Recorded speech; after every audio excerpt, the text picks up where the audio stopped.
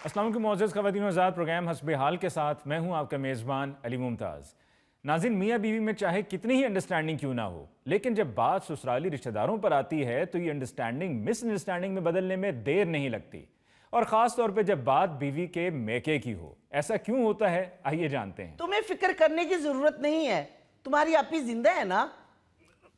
Daddy भी यही कहते थे।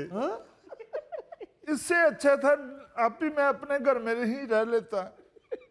वैसे मामू, आप अपने घर में रह लेते ना तो मेरी जिंदगी भी आरामदेह और पुरसकून गुजरती। शर्फू, वो पहले ही परेशान है, देखो उसका मुंह कितना उतर आया है।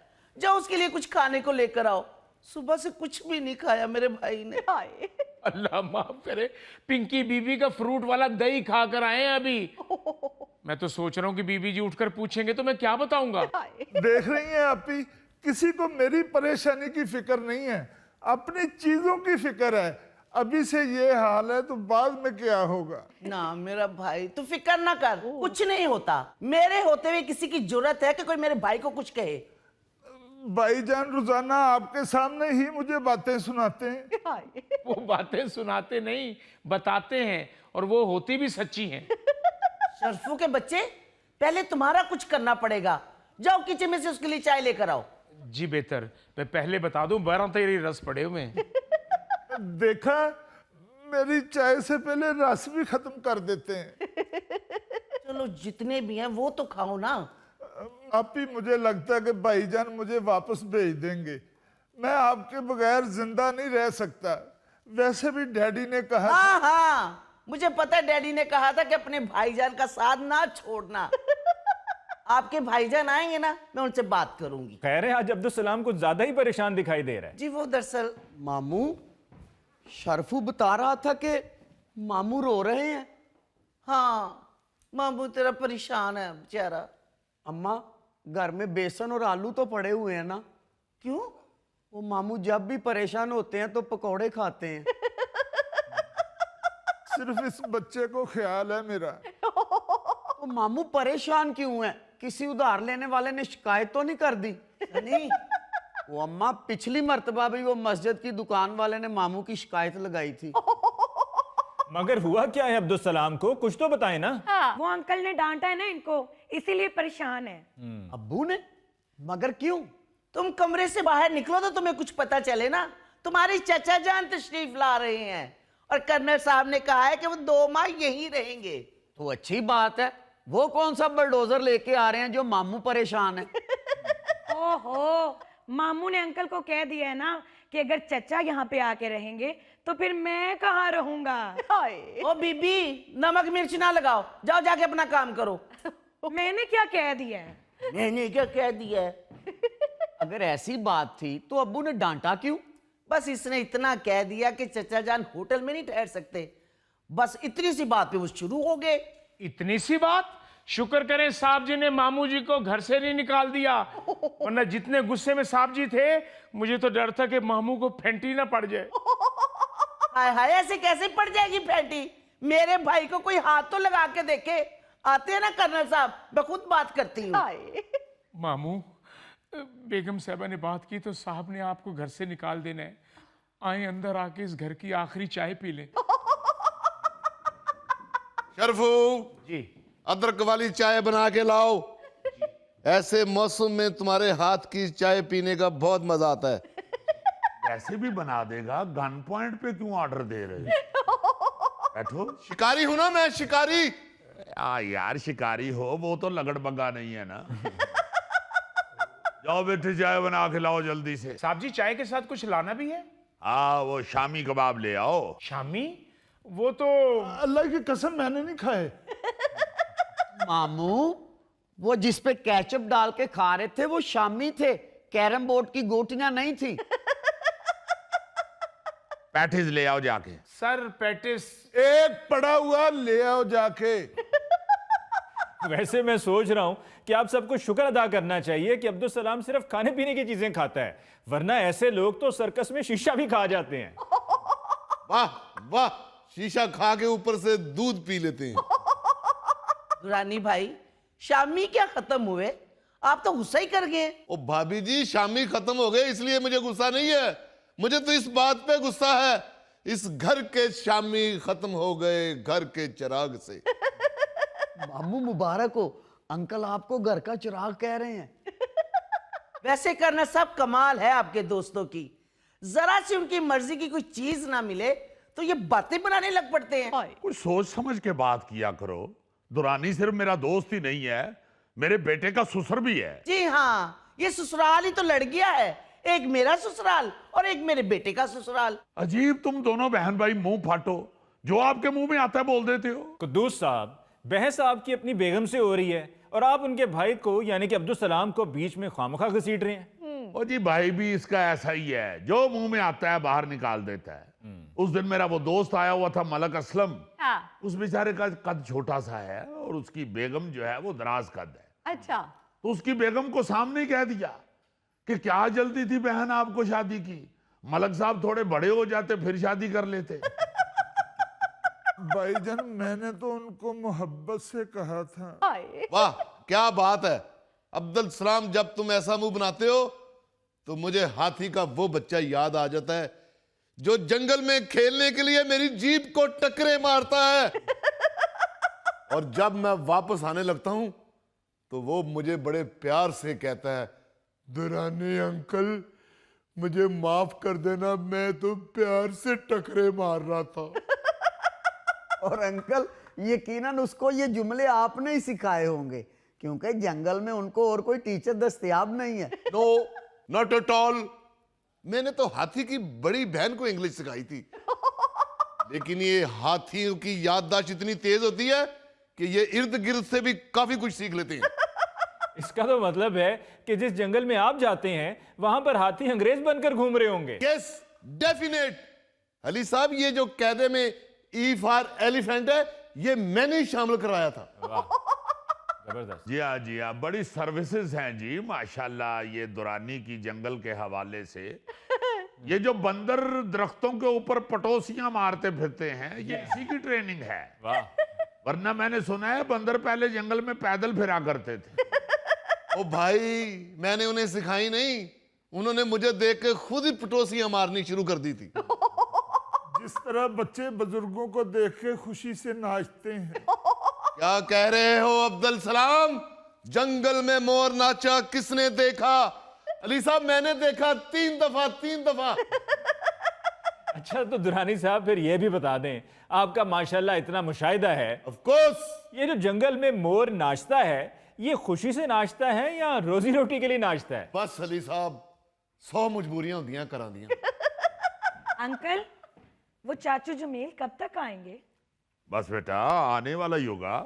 डैडी अगर आप कहें तो हम जाके उनको स्टेशन से ले आते हैं। नहीं नहीं, मैंने इरफान को फोन कर दिया था, उसका ऑफिस स्टेशन के साथ ही है ना, वो उसे पिक कर लेगा। जी जी, दामाद रिसीव भी कर लेगा और घर भी ले आएगा। वैसे अंकल, आपको नहीं लगता कि चाचू को होटल में ठहरा देना चाहिए? पता नहीं घर पे कंफर्टेबल फील करें या ना करें। बेटा, मैं तो आपको बड़ा अक्लमंद समझता था। जमील कुद्दूस का भाई है, सारी जिंदगी एक घर में रहे हैं, तो यहाँ क्यों नहीं कंफर्टेबल रहेगा? वैसे दुरानी भाई, पहली बार आपकी बेटी ने अक्ल की बात की है और उस पर भी आपने उसे टोक दिया है। हाय। जमील भाई 1-2 दिन के लिए नहीं आ रहे, पूरे 2 महीने के लिए आ रहे हैं। आप दोनों बहन भाइयों ने कहीं जाना है तो आप हो आए, मेरा भाई तो यहीं रहेगा। आपको कोई तकलीफ है तो आप जाएं। हाय। नहीं भाईजान, मैंने तो कहीं भी नहीं जाना, आप ही से पूछ लें। जी अस्सलाम वालेकुम। वालेकुम अस्सलाम। जमील, क्या हाल है भाई? भाईजान। वाह वाह वाह वाह। आओ, आओ। अस्सलाम वालेकुम चाचू जान। वालेकुम बैठिए अस्सलाम। बैठिए। ओह मामू जान, आप तो वैसे के वैसे ही हैं। नहीं चाचू जान, तोल के देखें 10 किलो ज्यादा हो गए हैं। जमील साहब, आप तो ना मुझे मामू कहें। चलो, अभी तक सुई वहीं पे फंसी हुई है। याद है बचपन में हम अब्दुल सलाम को मामू कहते थे तो ये हमें मारने के लिए हमारे पीछे भागता था। नहीं चाचू, अब नहीं ये भागते, अब ये ईंटों पे खड़ा ट्रक हो गए हैं। इरफान बेटा, आज तुम एहतियातन अपने कंधों के एक्सरे करवा लेना। जी? ये बैग तुम ही उठा के लाए हो ना? वो जमील, इतने लेट क्यों हो गए हो? ट्रेन लेट थी? नहीं भाईजान, ट्रेन तो अपने टाइम पे आ गई थी, अच्छा, लेकिन इरफान मुझे सीधा अपने घर ले गया। वहां पे आयजा ने मेरे लिए सरप्राइज खाना तैयार किया हुआ था। अच्छा। वो तो इनके घर जाके मुझे पता चला कि आपकी तरफ नहीं, मुझे अपनी तरफ ले गया। सरप्राइज देने का तो मास्टर है इरफान। एक दफा मैं बाहर लॉन में बैठा था अली साहब, तो ये घास में से निकल के तो एकदम मेरे सामने खड़ा हो गया। मैं डर गया तो कहने लगा, uncle surprise surprise. Uncle surprise तो मामू को भी बड़े बड़े अजीब मिलते हैं। ये डार साहब के बेटे ने मामू को पिज्जे का डिब्बा पकड़ाया, जब इन्होंने खोला तो अंदर सेबे वाला बम था। सरप्राइज तो हम भी मामू को दिया करते थे। एक दफा मैंने फोन करके कहा, अब्दुल सलाम होटल आ जाओ, तुम्हें बेहतरीन खाना खिलाऊं। फौरन मान गए, कहते हैं ठीक है मुझे लोकेशन भेज दो, और मैंने इनको थाने की लोकेशन भेज दी। वैसे ये कोई सरप्राइज नहीं था, जुल्म था। क्यों, क्या हुआ जी? और जी थाने के आगे खड़ा होके मैं इनको फोन कर रहा हूं कि लोकेशन मुझे थाने तक ले आई है, अब आप बाहर आ जाएं। ये तो नहीं आए, अंदर से एसएचओ साहब बाहर आ गए और वो मुझे अंदर ले गए और 3 घंटे उन्होंने मुझसे पूछगिछ की। मुझे याद है मैं इसे लेने गया था थाने से। अली साहब, जब मैं पहुंचा हूं थाने तो क्या देखा कि ये हवालात में बैठा इतना जच रहा था, और मैं इसे ऐसे कह के वापस आ गया। मुझे याद है मैंने तुम्हें वापस भेजा था, लेके आओ उसे। शरफू भाई, शरफू से बोलो खाना लगाओ, चाचू आ गए हैं। जी जनाब। देखो चाचू आए हैं। अस्सलाम वालेकुम। अरे सर कैसे हैं आप? ठीक ठाक शरफू मियाँ, क्या हाल है? एकदम ठीक हो? एकदम सही। माशाल्लाह, पहले से बड़े हो गए हो। बिल्कुल नहीं, एड़ी वाली जूती पहनी होगी। शरफू, जाओ जाके चाचू के लिए खाना लगाओ। जी खाना तो लग चुका है। बेगम साहबा ठीक है जी? हाँ, अल्लाह का शुक्र। और छोटी बाजी? वो भी ठीक है भाई। वाह, जाओ बेटे, जाके खाना लगाओ जल्दी से। आ गया जमील। जी बेहतर, जी बेहतर। भाईजान, आज फिर हम अब्दुल सलाम को सरप्राइज देते हैं। अच्छा जी। हाँ, इसके हाथ बांध के और इसके सामने सारे बैठ के खाना खाते हैं। Good, done done. ये सरप्राइज नहीं, ये तो जुल्म है। सरप्राइज तो मैंने आपको दिया था एक मर्तबा जमील साहब, आपने अपने घर में निहारी पकाई थी। हाँ हाँ, आपने मुझे बुलाया भी नहीं था और मैं बिन बुलाए पहुंच गया था। और हम सारे भूखे सोए थे उस दिन। यार कुदूस, सरप्राइज तो मुझे इरफान का याद है जो इसने अपनी शादी पे दिया था। अली साहब, बारात आई है तो दूल्हा साथ है ही नहीं। हम सारे परेशान हो गए। हमने इसके अब्बू से पूछा कि दूल्हा कहाँ है, तो ये अब्बू की वेस्ट कोट की सामने वाली जेब से निकल के कहता है, मैं यहाँ हूँ, मैं यहाँ हूँ। नहीं अंकल, सरप्राइज तो बस मामू के हैं। ये पिछली गर्मियों में हम सब दोस्त नहाने के लिए गए हैं, तो साथ में मामू को भी ले गए। वहां पे कपड़े चेंज करने के लिए गए हैं, वापस निकरे पहन के आए हैं, तो मामू स्विमिंग पूल का सारा पानी पी गए हुए थे। यार क्या फजूल बात कर रहे हो? स्विमिंग पूल का पानी कैसे पी गए मामू? और जी इसके स्विमिंग पूल में 2-2.5 गिलास ही पानी होता है। एवरीबॉडी, खाना लग गया है। चलो भाई। और ये जमील का सामान पकड़ है, ये छोटा सा बैग, वो सामान कहाँ है तुम्हारा? वो भाईजान, ये तो आपके लिए थोड़े से गिफ्ट्स हैं। अपना सामान मैं गेस्ट हाउस में रख के आया हूँ। क्या मतलब? और मैंने सोचा 2 महीने रहना है तो उधर ही रह लूंगा गेस्ट हाउस में। और भाईजान आप फिक्र ना करें, मैं रोज आता जाता रहूंगा। यार क्या बेवकूफों वाली बात कर रहे हो? सनी जी। इरफान को साथ लेके जाओ, ये चाचू का सामान लेके आओ गेस्ट हाउस से। जी पापा। जब जमील कह रहा है कि मैं गेस्ट हाउस में रह लूंगा, तो आप क्यों परेशान हो रहे हैं? तुम क्यों बीच में बोल रही हो? आराम से बैठो, जाओ इसका सामान लेके आओ। जी डैडी।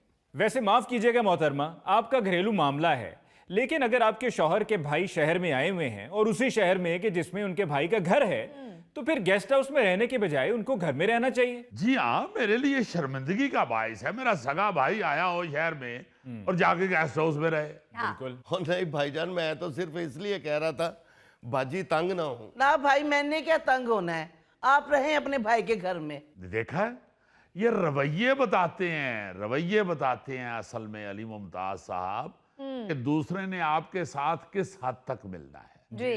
इसको ये कभी नहीं महसूस हुआ कि जो मेहमान आ रहा है कम से कम उसके सामने तो अपना रवैया ऐसा रखा जाए कि वो खुशी खुशी हमारे घर में आए।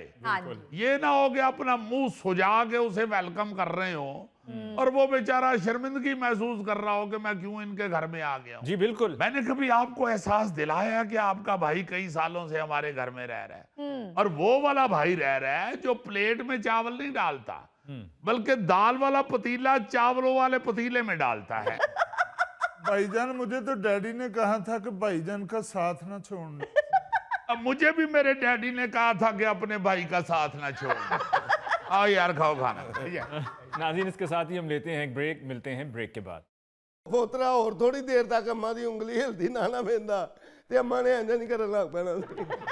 ये तुम्हारी बात से शाज़ब एक और बात मेरे जेन में आई है। ओ अम्मा जी जिंदा होने के बाद उठ के बह गए होंगे और सारियां दा दसिया होना कि ऐ की कहन डई सी, ऐ की कहन डई सी, ऐ उतरी ने ते मैनू बादुआवां भी देतियां।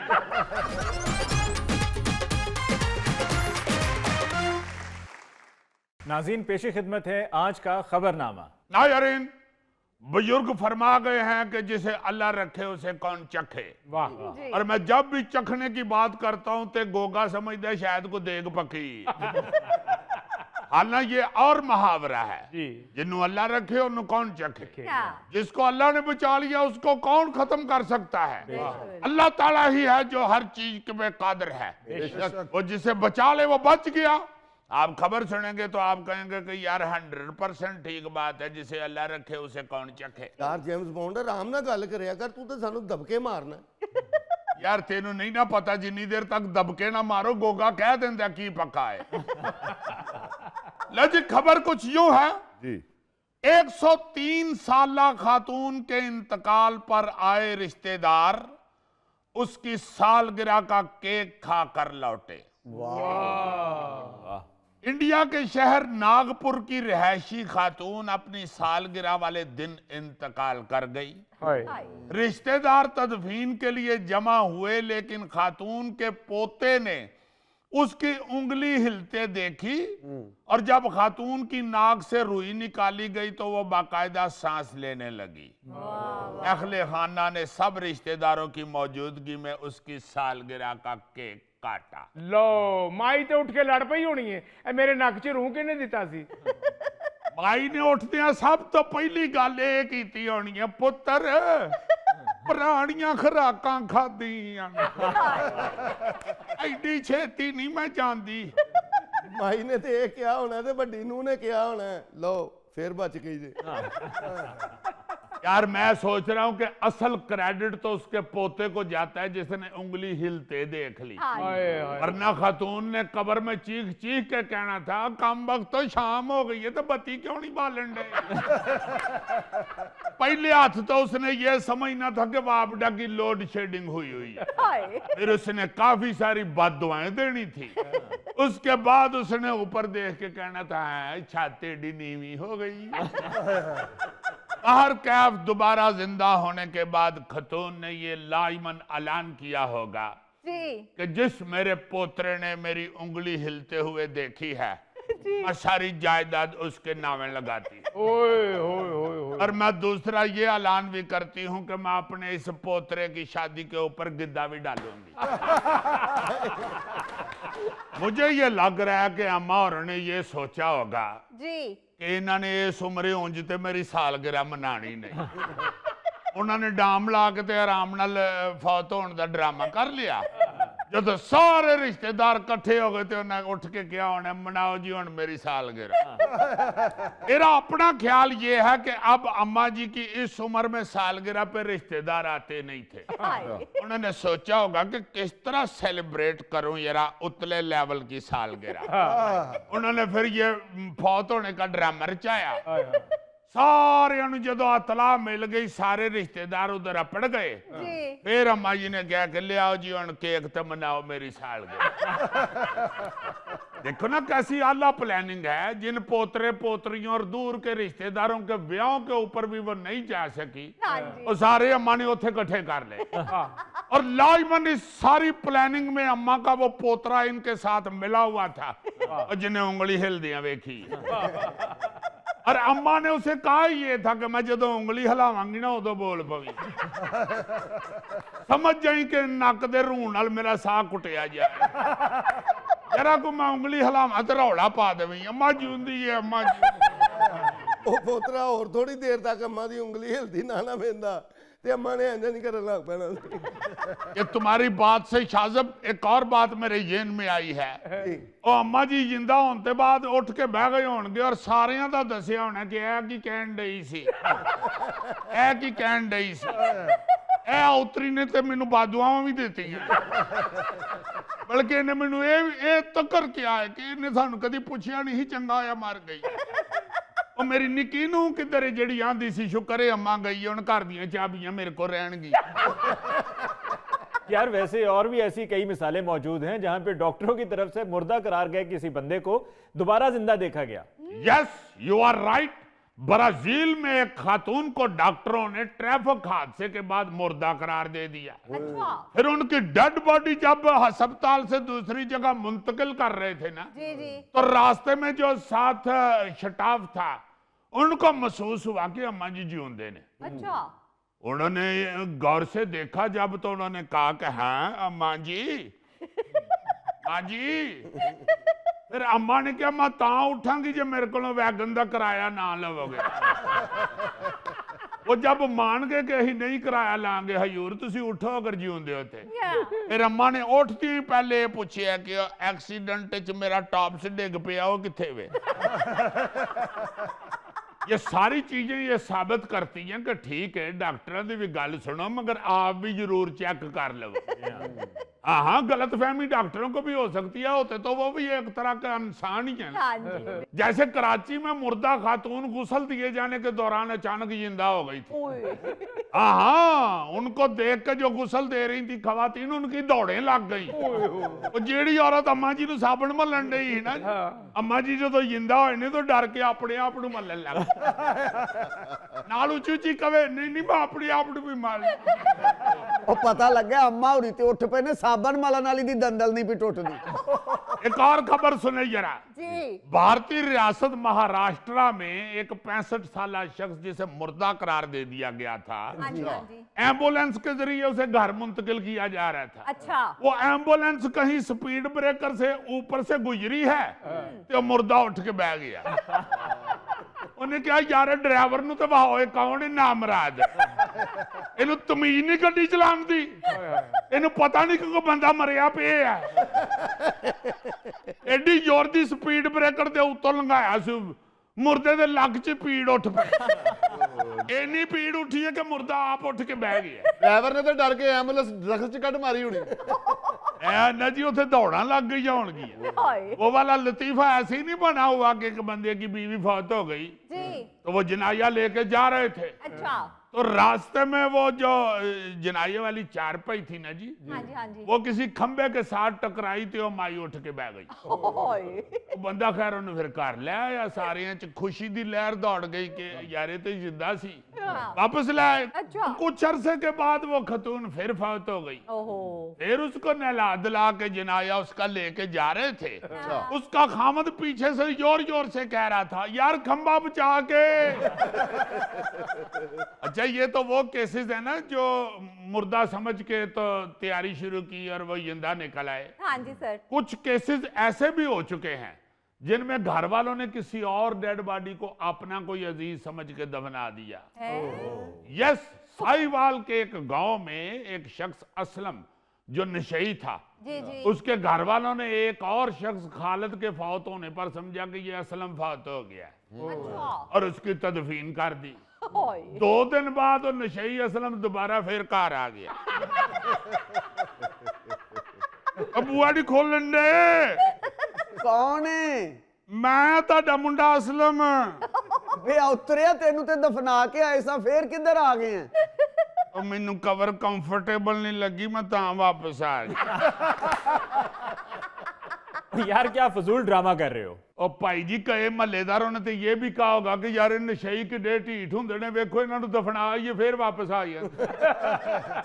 अच्छा, इंडिया में इसी तरह एक शख्स को ट्रेन के नीचे कुचले जाने के बाद उसके पास से जो फोन मिला ना जी, हाँ जी हाँ जी। उसके जरिए घर वालों को इतला दी। अच्छा। उन्होंने उसकी आखिरी रसूमात अदा कर दी। सही।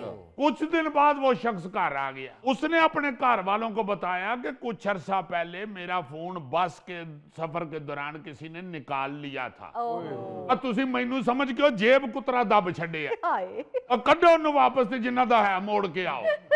अल्लाह माफ करे, अल्लाह माफ करे। देखो इंसान किस किस जगह पे किस किस लेवल का लालची हो जाता है जी। कई रिश्तेदारों ने जमीन हथियाने के लिए अपने किसी अजीज को कागजों में मार दिया हुआ है। जैसे एक भारतीय किसान को जिंदा होने के बावजूद अपने आप को जिंदा साबित करने के लिए 19 साल लग गए थे। 19 साल वो बेचारा कानूनी जंग लड़ने के बाद साबित कर सका कि जनाब मैं सचमुच जिंदा हूं। इसीलिए तो कहते हैं कि कानून अंधा होता है। उनको नजर नहीं आता था कि ये इंसान तो सामने जिंदा सही सलामत खड़ा है। भाई जी, कानून अंधा ही तो होता है। उस शख्स के चचा ने जायदाद हथियाने की खातिर उसे कागजात में मारकर जमीन हथियाली थी। बहुत देर बाद जब उस किसान ने बेचारे ने बैंक से कर्जा लेने के लिए दरखास्त दी तो पता चला कि जनाब आप गलत जगह पे आ गए हैं, आप तो फौत हो चुके हैं।